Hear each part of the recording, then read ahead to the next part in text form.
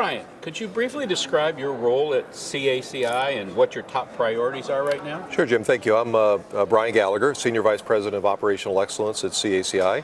CACI is primarily a defense contractor, a $4.3 billion annual revenue contractor.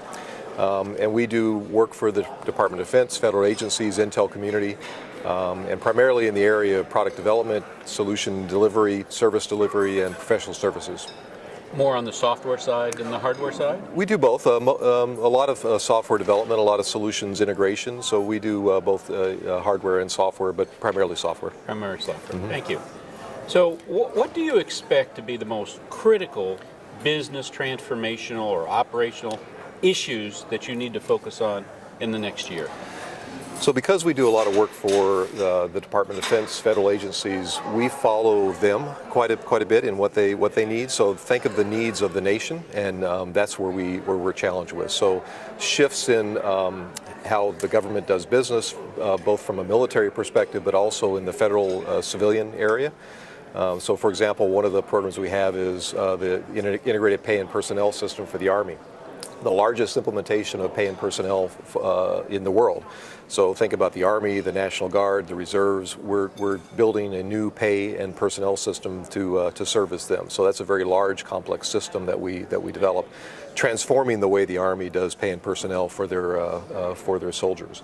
So that's a very big program. We also maintain the Air Force Satellite Control Network. So all the satellites that the Air Force flies, we maintain and operate the ground systems for that system. So a very diverse set of things that we do in response to the needs of the government. So for us, operational excellence is about blending affordability and innovation and making sure that we move with our customers and anticipate their needs. And so do those needs shift in the political environment as well as the military implementation? They do a little bit, but you know what? A lot of the stuff we do is enduring.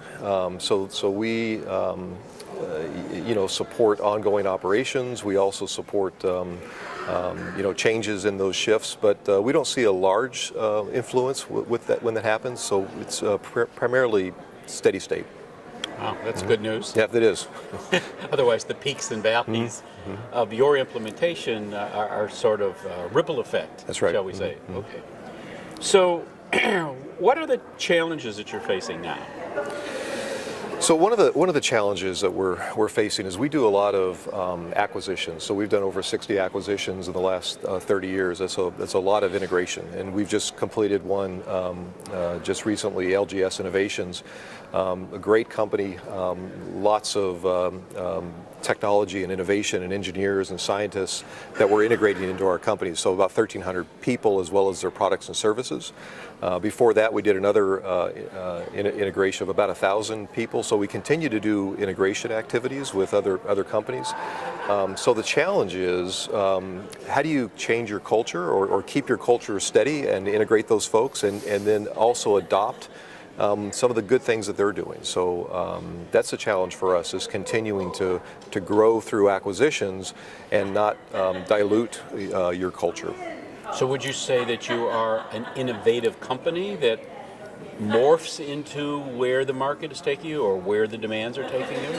So for us, innovation is two parts. One is innovation in the solution space, let's say, so the customer's mission, and we do a lot of innovation in that area, but also innovation in the way we do business. So our back office activities internally, we innovate as well. For example, we just established a shared services center that took all of our transactional activities from the Northern Virginia area, a very high cost of living area, moved them to a lower cost of living area, Oklahoma City, and established a common way of doing all of our shared services. So that's an innovation that the customer may not see directly, but it helps them get more affordable activities. So we do innovations across our entire delivery stream, from our infrastructure to the way we manage programs to the products and services we deliver, but also in the customer space as well. So we have a lot of folks that are embedded with the customer, and we help the customer, the DoD, federal agencies, intel communities, innovate the way they do business by being with them as a partner in their activities. So let's talk about that for just a second. You had people on the East Coast you were asking to move to Oklahoma. Is that one of the bigger challenges that you had? So it's a challenge, but also an opportunity. So if we're a 55-plus-year-old company. We've done things the same way for years and years. Lifting those activities and shifting them to Oklahoma City required us to do a lot of defining how we do business. A lot of ways we moved the work, but not the people. So we had to hire new people in a lower cost of living area to do the work. So it required a lot of reflection as to how do we do paid activities, how do we do invoicing, how do we, so there's a lot of, if you think about a company that's been around a while, a lot of just tribal knowledge, if you will, about how these things are done. So it required us to do a lot of introspection and how do we define those, and is an opportunity then to improve the way we do business. So we're working on efficiencies and affordability in addition to a lower cost of living area. You had mentioned you're about $3.5 billion, $4.3 billion. Mm-hmm.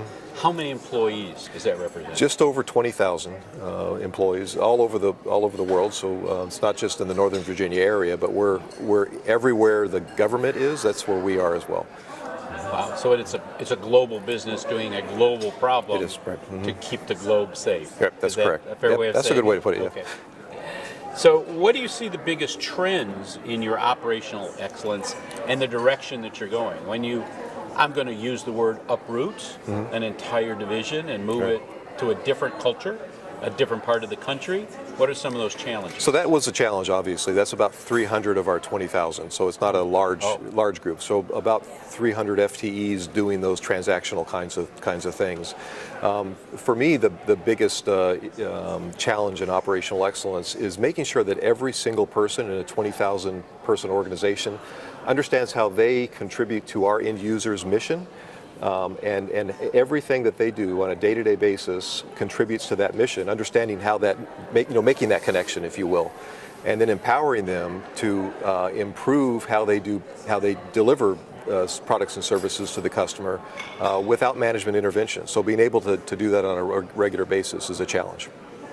With that big a business and that many employees, how difficult is it to navigate that ship into uncharted waters? It's very, very difficult. I mean, you make small changes, and sometimes you talk about dramatic changes just so you can move a little bit, right? So it does take time to shift a culture. We have a pretty clear set of objectives. Our three strategies are to win, to perform, and to grow. So win is winning new business, more than our fair share, and winning all of our recompetes. Perform is operational excellence. So that's making sure that we meet our customers' expectations, exceed them, mix innovation and affordability while we're doing that.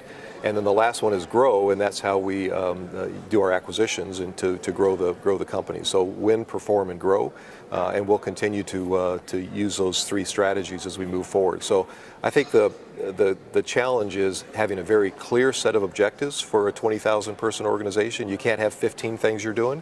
You have to have three, win, perform, grow, get that in front of every single person, let them understand how what they do on a day-to-day basis contributes to the success of our end customers. And when you say win, I would assume that because of all the clearances, the security issues, the firewalls, etc., bringing in a new vendor is a very costly proposition for the government. Is that fair?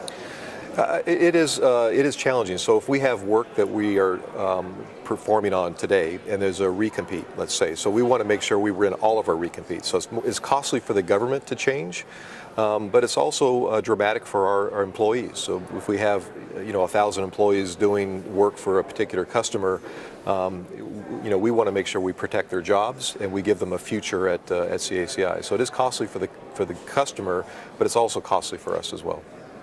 One of my favorite comments is that innovation is the product of creativity, and yet how creative can someone be within the structure and the demands that your client has?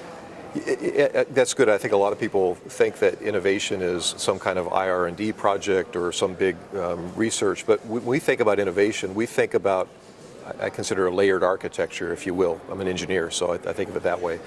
So our infrastructure, our programs that we deliver value, the products and services, and then the customer mission. So across all those layers, we're looking for innovation. So even in our infrastructure, when you're thinking about facilities, our shared services, our structures, how we train people, our infrastructure is where we innovate as well. Our programs, how we manage programs, the structure of those programs, the amount of quality assurance and risk management we're doing at the program level, how we train program managers, the products and services. So that's where a lot of people think about innovation. You know, reusable products, new innovations in the product area. We innovate in that area, but also in the customer mission, because we have a lot of our folks who are embedded with the customer. And so shoulder to shoulder with the customer, thinking about how the customer can improve their mission through non-technical kind of means as well. So when we think about innovation, we think across that entire architecture, that layered architecture from infrastructure, programs, products and services, and the customer mission. Thank you. Enjoyed our time very much. Jim. Can you give us the repeat of those three things? Hopefully I can, right? Yes, so, no. So win, perform, and grow. Correct. So that's the three. Apply that to your business. Win, perform, and grow. This is Jim Feldman. Thanks for listening. Thanks.